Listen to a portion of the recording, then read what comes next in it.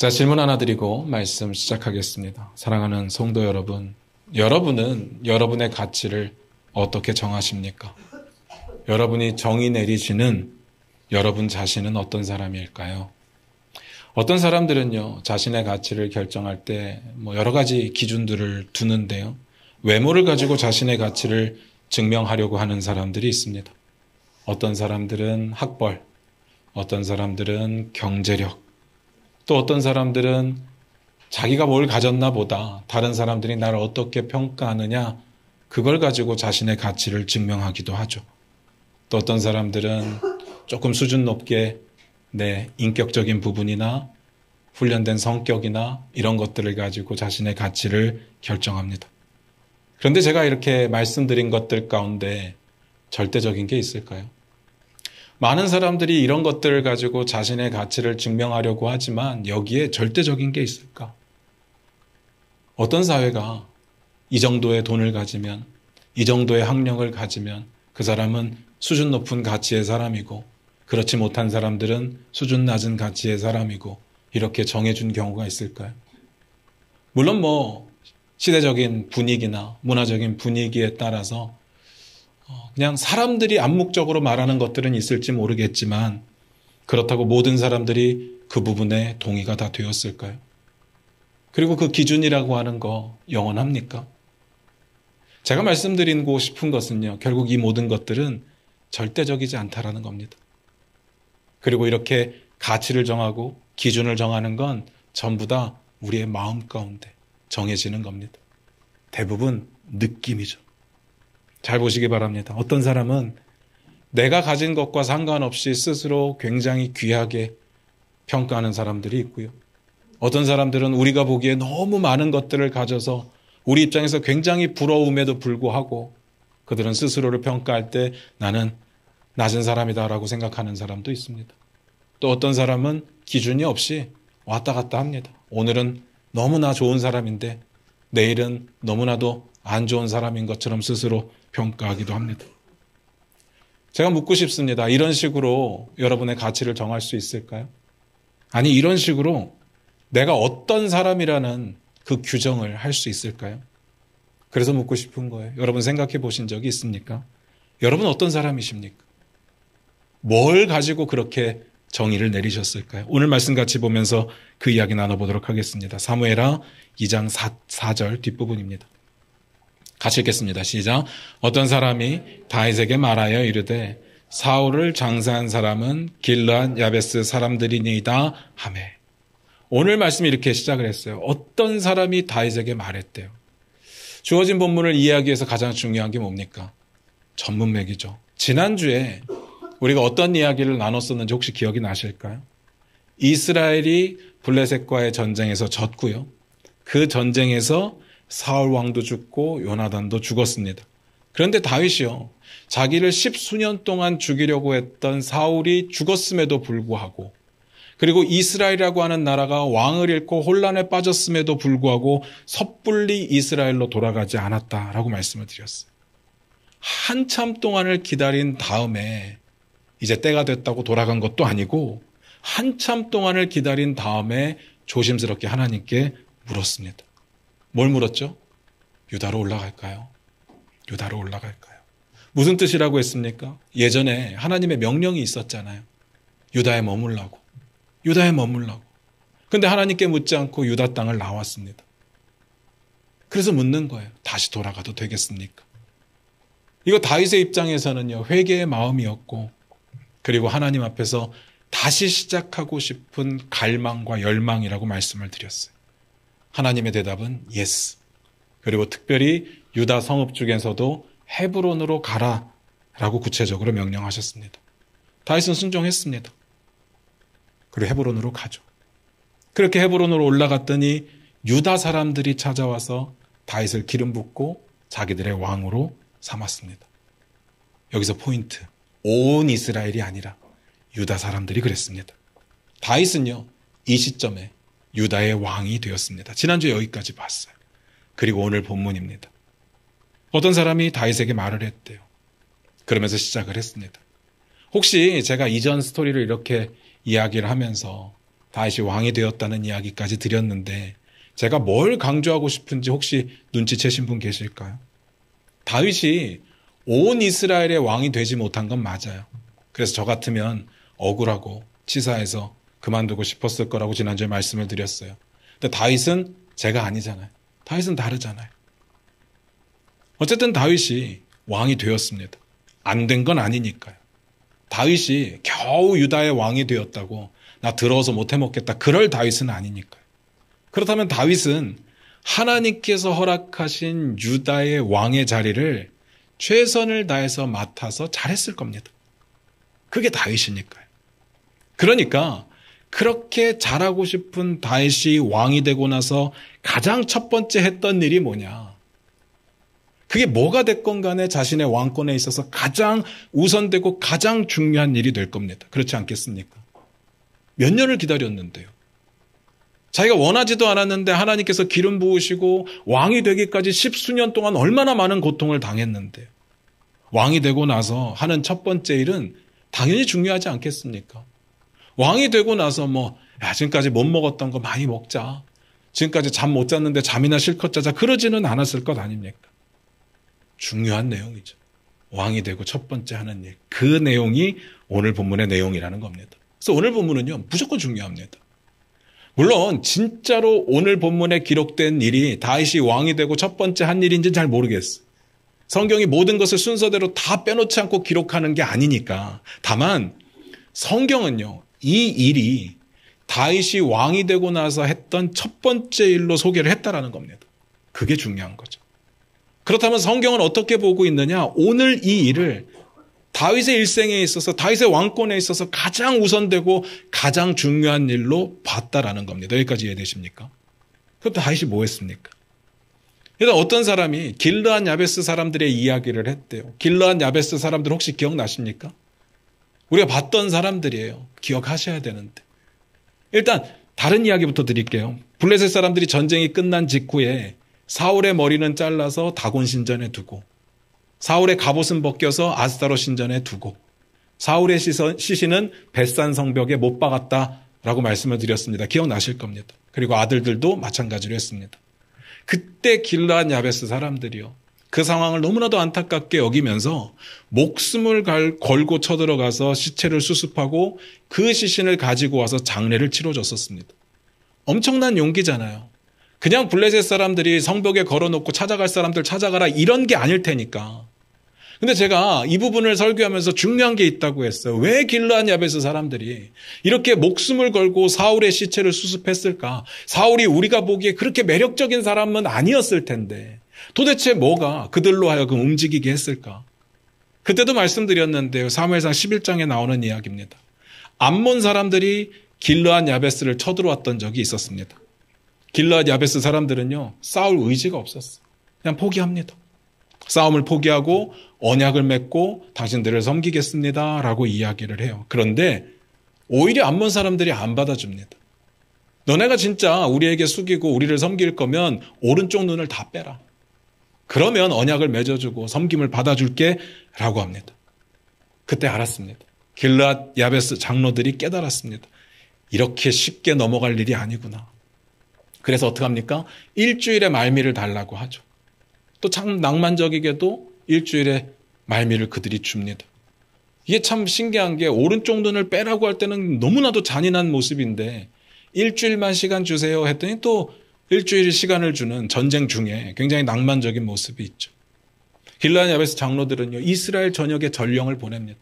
지금 우리 상황이 이렇습니다. 우리를 좀 도와주십시오. 그때 사울이 그 전령을 만나죠. 그 상황을 듣게 됩니다. 불같이 화를 냅니다. 자기가 끌고 가던 소를 토막내서 이스라엘 전 진역으로 보냅니다. 그리고는 이렇게 전합니다. 이스라엘의 모든 민족은 다 모여라. 소는 왜 토막을 냈을까요? 한번 상상해 보세요. 왜 토막을 냈을까요? 너희가 안 오면 이 소처럼 될 거야. 라는 약간의 협박성 멘트였습니다. 그때 모인 사람들이 33만 명. 사울이 33만 명을 이끌고 쳐들어가서 길르앗 야베스 사람들을 구원해냅니다. 이 일로 사울은 인정을 받아요. 그리고 왕이 되죠. 왜 인정을 받는지는 아시겠죠. 나라의 위기를 잘 극복했으니까. 그리고 한 번에 33만 명을 모을 수 있는 리더십을 누가 보이겠습니까? 자, 여기서 그렇다면 길르앗 야베스 사람들은 이 이후로 사울을 어떻게 생각했을까요? 성경에는 안 나와 있어서 잘 모르겠어요. 그런데 추측하는 건 어렵지 않겠죠. 굳이 오늘과 같은 상황에 목숨을 걸고 가서 사울이 이미 죽었는데 사울의 시체를 수습해서 왔을 정도라면 사울에게 감사한 마음이 그때부터 지금까지 있었을 거라고 봅니다. 그 모든 이야기들을 어떤 사람이 다윗에게 전했습니다. 그래서요. 그 이야기를 듣고 다윗이 어떻게 반응합니까? 다윗이 세 가지로 반응해요. 지금부터 중요합니다. 첫 번째, 복을 빕니다. 사무엘하 2장 5절입니다. 같이 읽겠습니다. 시작. 다윗이 길르앗 야베스 사람들에게 전령들을 보내 그들에게 이르되 너희가 너희 주 사울에게 이처럼 은혜를 베풀어 그를 장사하였으니 여호와께 복을 받을지어다. 일단 전령들을 보냈습니다. 그리고 그들의 행동을 칭찬합니다. 그들이 죽은 사울에게 했던 행동, 시체를 수습해서 장례를 치러줬던 그 행동을 사울에게 은혜를 베풀었다라고 칭찬을 합니다. 잘했다는 이야기죠. 그리고 그들을 향해서 복을 빕니다. 솔직히 말씀을 드릴게요. 제가 좀 의심이 많은 편인가 봐요. 사울이 죽었을 때 다윗이 슬퍼하고 다윗이 저녁까지 금식했다는 이야기가 성경에 기록되어 있잖아요. 저는 그 이야기를 읽었을 때 가장 첫 번째로 들었던 생각이 뭔가 하면 저 진심일까? 라는 의심이 살짝 들었습니다. 사울을 죽일 수 있는 기회가 찾아왔을 때 안 죽이는 건 전 그럴 수 있다고 봅니다. 하나님을 두려워하는 사람이라면 하나님의 기름 부으심 받은 종을 죽이는 건 문제가 될 수 있기 때문에 안 죽일 수 있어요. 저 같은 경우도 죄의 유혹을 이길 수 있는 가장 중요한 원동력은 하나님이거든요. 하나님이 두렵기 때문에. 물론 하나님 좋으신 분이시죠. 그래서 우리가 죄를 짓고도 회개하면 용서를 해 주실 텐데 근본적으로 하나님 죄를 싫어하시니까 하나님이 싫어하는 그 죄를 짓고 싶지 않아서 하나님 때문에 이기는 경우들이 많거든요. 저 같은 사람도 그 정도는 하는데 다윗이 그 정도 못하겠습니까? 그런데 사울이 죽었다는 소식을 듣고 슬프다. 이건 감정의 영역이잖아요. 이게 진짜일까? 이게 진심일까? 라는 생각이 의심이 들었다는 겁니다. 그러면서 드는 생각이 와 이거 약간은 정치적인 계산이 섞여 있지 않았을까? 다윗이 사울을 죽일 수 있는 기회가 2번 오잖아요. 그때 사람들은 다 죽이자고 합니다. 뭐라고 이야기를 하는가 하면 하나님의 기름 부음 받은 종을 죽일 수 없다라고 다윗이 선포를 해버립니다. 그리고 지키잖아요. 한번 상상을 해보세요. 그때부터 사람들이 다윗을 어떻게 생각을 했을까요? 아, 다윗은 못 죽이겠구나. 사울의 문제가 아니라 다윗은 못 죽이겠구나. 그도 기름 부음을 받았으니까. 라고 생각을 했을 겁니다. 같은 맥락에서 아말렉 사람이 사울의 왕관과 고리를 가지고 와서 내가 죽였습니다. 라고 말을 했을 때 다윗이 그가 안 죽인 걸 알았을 겁니다. 그런데 그를 향해서 굳이 하나님의 기름 부음 받은 종을 죽일 때 두렵지 않았느냐? 라고 책망을 하고요. 사람을 시켜서 죽이잖아요. 그걸 봤던 사람이 어떻게 생각을 하겠습니까? 아, 하나님의 기름 부음 받은 종은 절대로 죽이면 안 되겠구나. 그를 죽이면 저렇게 되겠구나 라고 생각했을 겁니다. 다윗을 건들지 못했을 거예요. 이런 정치적인 계산이 그의 마음 가운데 있지 않았을까라는 의심이 든 거죠. 그리고 그건 그건데 사울이 10수년간을 다윗을 죽이려고 최선을 다해서 쫓아다녔습니다. 막 특수부대까지 조직을 해가지고 쫓아다녔어요. 10수년 동안 견딜 수가 없어서 이 지역 저 지역을 왔다 갔다 하다가 결국은 하나님의 명령까지 어기면서 블레셋 갔잖아요. 근데 사울이 죽었대요. 정말 알터니가 빠진 건데 그 상황 가운데 슬프다? 전 이해가 안 가요. 진짜 슬플까? 근데 오늘 본문을 딱 보는데요. 깨닫는 게 있더라고요. 다윗의 감정과 마음 상태는 우리가 알 방법은 없잖아요. 다만 오늘 내용을 보면서 그의 감정을 의심하는 건 큰 의미가 없겠다라는 생각이 드는 거예요. 왜냐하면 왕이 되고 나서 가장 첫 번째로 한 일이 자신을 죽이려고 했던 사울의 시체를 수습하고 장사 지내 주었던 사람들에게 전령을 보내서 축복의 메시지를 전했다라는 거잖아요. 이 정도 할 수 있으면 다윗의 진심이 어떤지, 속마음이 어떤지 이런 거 신경 쓰지 않고 다윗의 그 성품을 인정해 줘야 되지 않을까. 제가 오늘 본문을 보면서 그런 생각이 들었어요. 감정이 뭐가 그렇게 중요할까? 어차피 감정은요, 내 마음대로 안 되거든요. 전 그렇게 생각해요. 누군가를 향해서 사람이니까 화가 날 수 있습니다. 누군가를 향해서 사람이니까 미워질 수도 있어요. 그렇지만 사람이니까 우리는 감정대로 살 수는 없는 거죠. 감정을 통제하고 억누르는 법을 살면서 배웁니다. 그걸 뭐라고 표현해요? 성숙이라고 합니다. 그래서 성숙한 사람들은요, 좀 훈련된 사람들은요, 화가 나도 화를 내지 않죠. 미워도 직접적으로 밉다고 이야기를 하지 않습니다. 오히려 선을 베풀며 살죠. 근데 화가 안 나는 게 아니에요. 미움이 안 생기는 게 아닙니다. 감정을 다스리는 법을 안다고요. 타고난 기질까지 우리가 어떻게 할 수 있는 건 아니잖아요. 저절로 생기는 감정까지 어떻게 할 수 있는 건 아니잖아요. 우리의 마음 가운데 문득문득 생기는 그 악한 마음까지도 어떻게 할 수 있는 건 아니잖아요. 그러나 내 마음대로 하지 않고 내 마음에 들어온 생각대로 하지 않고 하나님의 뜻을 따른다. 죽을 때까지 평생을 그렇게 살려고 노력한다. 그러면 인정해 줘야죠. 그렇지 않습니까? 100% 감정이 온화하고 평화한 사람이 어디 있겠습니까?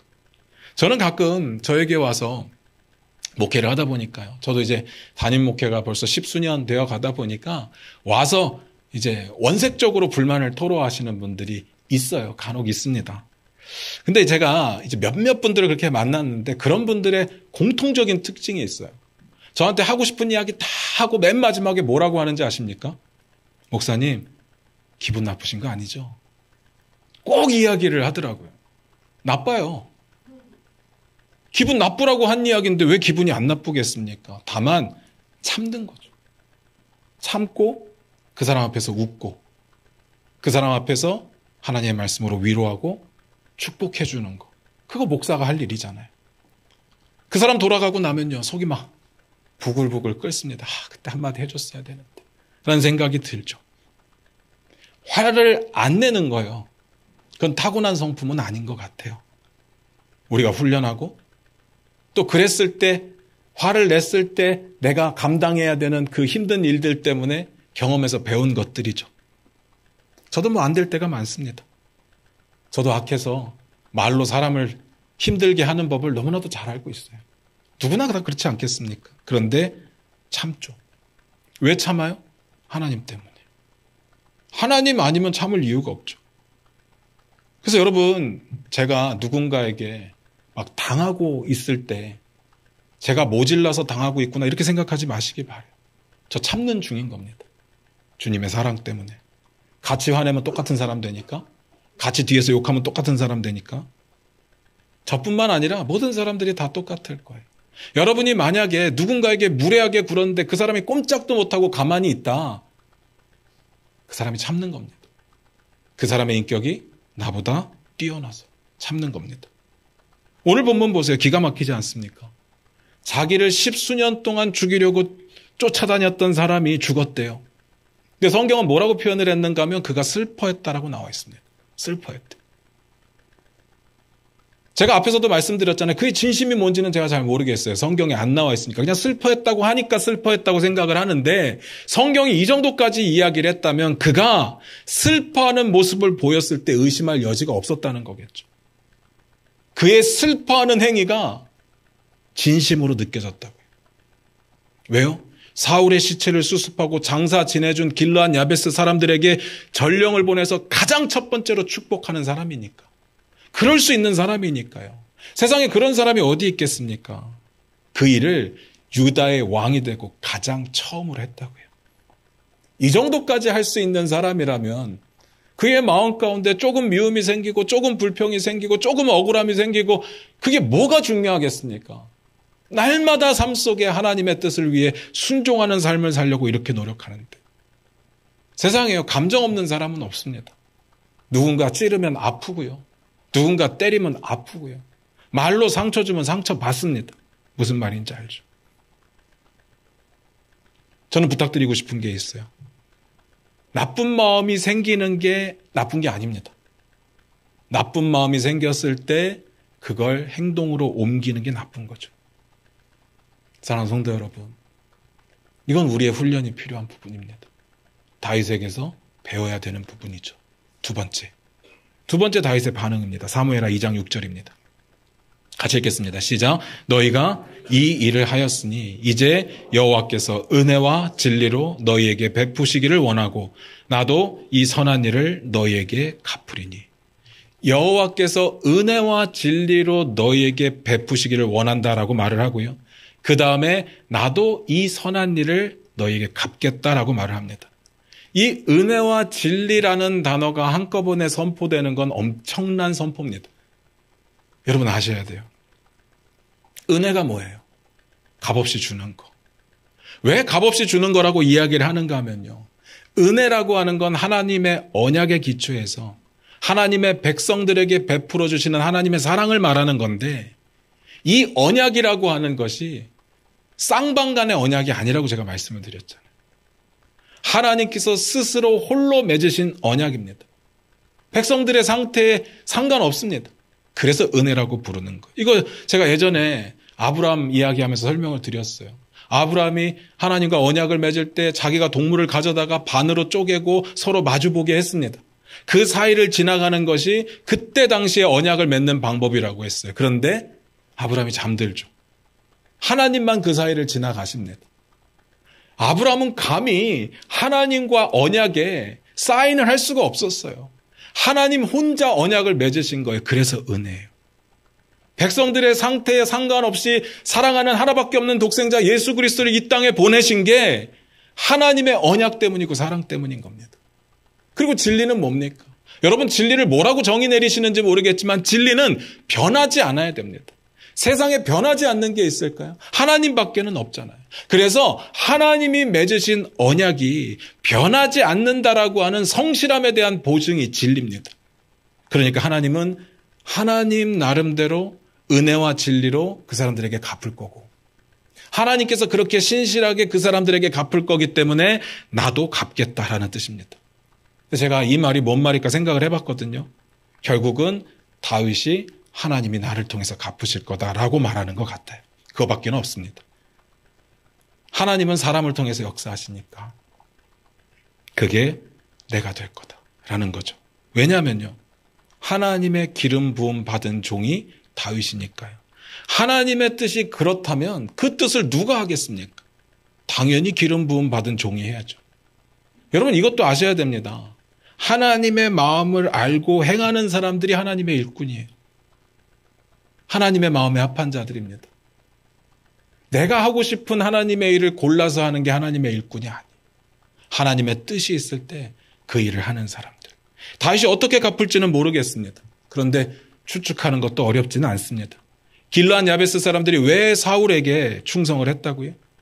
그들을 위기 가운데 구원해 줬으니까. 그게 사울이었으니까. 근데 지금은 다윗이 왕이 되었어요. 사울은 죽었습니다.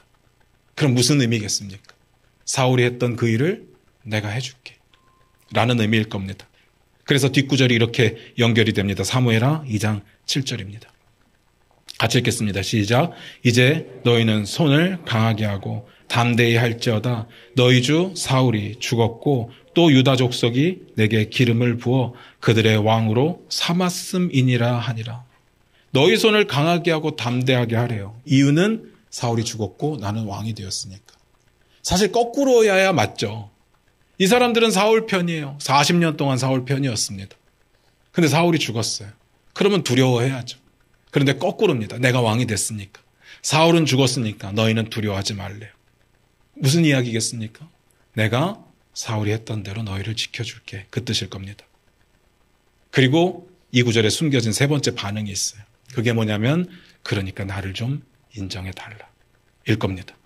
사울은 죽었고 나는 기름 부음 받아 유다의 왕이 되었다. 그러니까 너희가 내 편이 되어달라. 다른 어떤 사람들보다도 너희가 내 편이 되어줬으면 좋겠다. 두 가지 이유가 있을 것 같아요. 첫 번째, 그런 충성심이 지금 너무 필요해요. 다윗이 왕이 됐거든요. 이제 나라를 시작하거든요.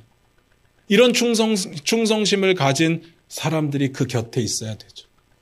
두 번째, 그들의 마음을 얻을 수 있다면, 사울에게 40년 동안 충성했던 그 사람들의 마음을 얻을 수 있다면 다른 사람들의 마음을 얻는 건 아무것도 아닌 게 될 테니까. 결국 다윗은요, 사울에게 은혜를 베풀고 사울의 시신을 수습해서 장례를 치루어줬던 길르앗 야베스 사람들을 얻고 싶어 했습니다. 그게 다윗의 반응이에요. 길르앗 야베스 사람들이 다윗을 인정했는지 안 했는지는 성경에 안 나옵니다. 그런데 성경을 쭉 보다 보니까 7년 반 후에 이런 장면이 기록되어 있습니다. 사무엘하 5장 1절부터 3절입니다. 우리 같이 읽겠습니다. 사무엘하 5장 1절부터 3절입니다. 같이 읽겠습니다. 시작. 이스라엘 모든 지파가 헤브론에 이르러 다윗에게 나와 이르되 보소서 우리는 왕의 한 고륙이니이다. 전에 곧 사울이 우리의 왕이 되었을 때에도 이스라엘을 거느려 출입하게 하신 분은 왕이시었고 여호와께서도 왕에게 말씀하시기를 내가 내 백성 이스라엘의 목자가 되며 내가 이스라엘의 주권자가 되리라 하셨나이다 하니라. 이에 이스라엘 모든 장로가 헤브론에 이르러 왕에게 나아오매 다윗 왕이 헤브론에서 여호와 앞에 그들과 언약을 맺음에 그들이 다윗에게 기름을 부어 이스라엘 왕으로 삼으니라. 이게 다윗이 세 번째 기름 부음 받는 내용이거든요. 결국 모든 지파가 7년 반 후에 다윗을 왕으로 인정합니다. 당연히 그 모든 지파 안에 길르앗 야베스 사람들 포함이고요. 모든 장로들 안에 길르앗 야베스 장로들 포함입니다. 결론입니다. 우리는 자꾸 이렇게 생각합니다. 머리로는 아는데 마음이 안 내킨다고. 마음이 불편하다고. 그래서 못하겠다고. 예를 들어 볼까요? 사랑과 용서라는 주제가 기독교에서 가장 중요한 주제잖아요.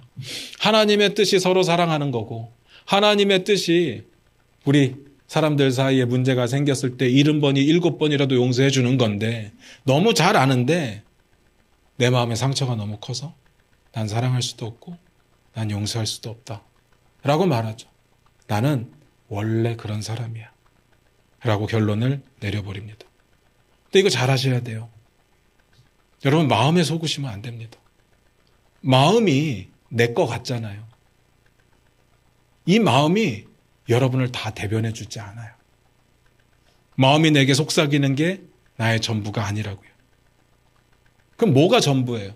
그럼에도 불구하고 하나님의 뜻을 행할 때 그걸 순종이라고 부르고 그렇게 순종할 때 난 순종의 사람이 되는 거예요. 그게 내가 되는 겁니다. 마음 불편한데 하기 싫은데 어쩔 수 없이 해서 찜찜하다. 아니요. 그 불편한 마음을 이기고 하나님의 말씀에 순종하는 걸 하나님은 기뻐하실 겁니다.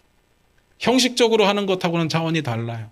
형식적인 건 그 안에 스트러글링이 없잖아요. 싸우는 게 없어요. 근데 내가 하고 싶지 않은데도 불구하고 하나님의 뜻이기 때문에 순종했다. 그걸 기뻐하실 거라고. 성경이 이렇게 말합니다. 예레미야서 17장 9절인데 우리 화면 보시면서 같이 읽겠습니다. 같이 읽겠습니다. 시작. 만물보다 거짓되고 심히 부패한 것은 마음이라. 누가 능히 이를 알리오마는. 마음은요, 여러분이 아닙니다. 이거 아셔야 돼요. 우리가 앞에서 내 가치를 뭘로 정할 수 있습니까? 수많은 기준들이 있었잖아요. 그런데 그 기준들은 절대적이지 않고 영원하지도 않아요. 결국은 다 마음 문제라고요. 느낌의 문제라고요. 그런 게 절대적이지 않다고 말씀을 드렸어요. 그러니까 속지 마셔라. 그렇다면 나를 어떻게 규정할 수 있습니까? 나는 어떤 사람입니까? 마음이 내가 아니고요. 나는 내 삶 전체가 말해줍니다.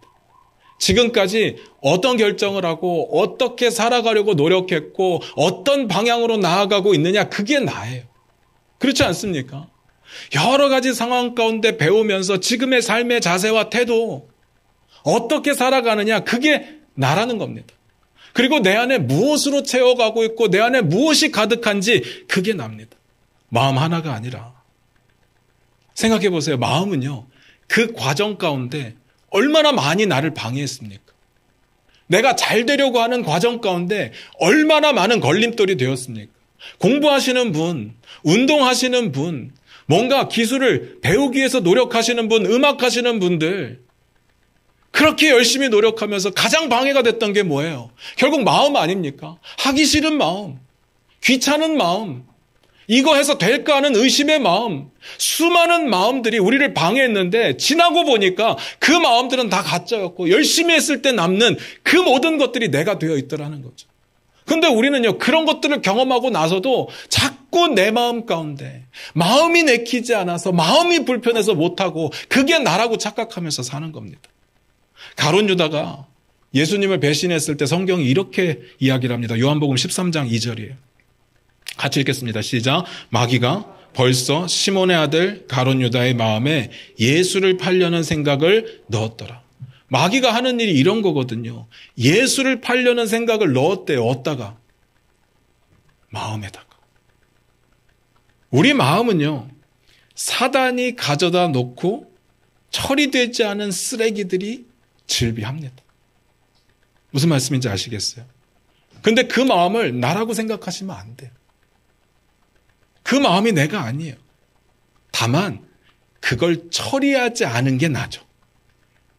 사단은요, 언제든지 우리의 마음 가운데 악한 것을 갖다 놓고 갑니다. 안 갈 수도 있어요. 자리 잡고 있을 수도 있죠. 반대로 성령님도 우리의 마음 가운데 하나님의 뜻을 두실 겁니다. 중요한 건 내가 무엇을 선택하느냐, 무엇을 취하느냐, 그런 거죠. 마음은 그런 것입니다. 말씀 마무리 지을게요. 우리가 어떻게 마음을 다스릴 수 있을까요? 어떻게 하면 건강한 마음이 될까요? 방법은 너무 쉬워요. 악한 것들 다 버리시고 좋은 것으로 채우시면 됩니다. 악한 것들이 자리 잡지 못하도록 계속해서 좋은 것으로 채우시기 바랍니다. 그래서 악한 것들이 밀려나서 여러분이 눈 감고 아무거나 선택해도 결국은 하나님의 뜻이 선택되도록 내 안에 모든 것으로 하나님의 뜻을 채우시기를 바라요. 그 좋은 게 뭐냐? 그 하나님의 뜻이 뭐냐? 성경이 이렇게 말합니다. 빌립보서 2장 5절입니다. 우리 화면 보시면서 같이 읽을게요. 너희 안에 이 마음을 품으라. 곧 그리스도 예수의 마음이니. 제발 악한 생각이 들 때 그게 나라고 착각하지 마시고요. 악한 생각이 들 때 얼른 주의 말씀으로 이기시기를 주님의 이름으로 부탁드립니다. 힘들지만 하나님의 뜻을 취하는 게 훈련이고요. 어렵지만 때로는 그게 나에게 손해가 될지 모르겠지만 하나님의 뜻이기 때문에 행하는 게 순종입니다. 그런 마음을 쌓아가다 보면 저와 여러분의 마음이 하나님 보시기에 기뻐 받으실 만한 다윗의 마음과 같은 마음이 되지 않을까. 마지막으로 말씀드립니다. 정말 많은 사람들이 야, 너 마음 내키는 대로 해. 너 마음 가는 대로 해. 그거 거짓말이에요. 그 사람들 책임지지 못합니다. 아무도 책임지지 못해. 사사기서에 뭐라고 이야기합니까? 각기 소견에 옳은 대로 행했대요.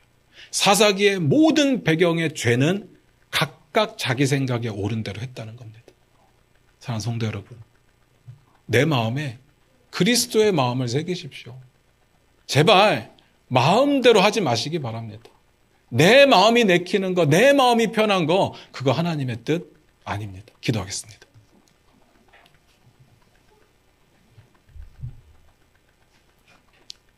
우리 반주 들으시면서 잠깐 한번 기도하며 나아갑니다. 우리의 삶을 한번 뒤돌아보기를 원합니다. 혹시 우리는 마음 내키는 대로 하며 살지는 않았습니까? 마음이 불편하면 할 수 없다고 이야기하지 않았을까요? 주의 부르심이 있는데도 마음이 불편하니까, 내 마음이 그걸 원하지 않으니까 그걸 안 하는 게 맞다고, 이런 불편한 마음을 가지고는 안 하는 게 맞다고 그렇게 생각하지는 않았을까요? 우리의 마음은 누구나 들어왔다 나갈 수 있는 그런 곳입니다. 어떤 사람들이 들어와서 상처를 주고 가고요. 또 어떤 사람들은 들어와서 만족을 주고 갑니다. 사단은 들어와서 악한 것을 놓고 가고 성령님은 하나님의 뜻을 놓고 가죠. 내가 그리스도의 마음으로 내 마음을 채우지 않으면 우리는 구별하기 힘듭니다. 우리는 편한 거, 나에게 좋아 보이는 거, 그게 진리라고 생각하는 오해를 하고 살아갑니다. 우리 이 시간 주님의 마음을 품기를 원합니다. 주님의 마음을 부어주시옵소서. 우리 다 같이 그렇게 기도하며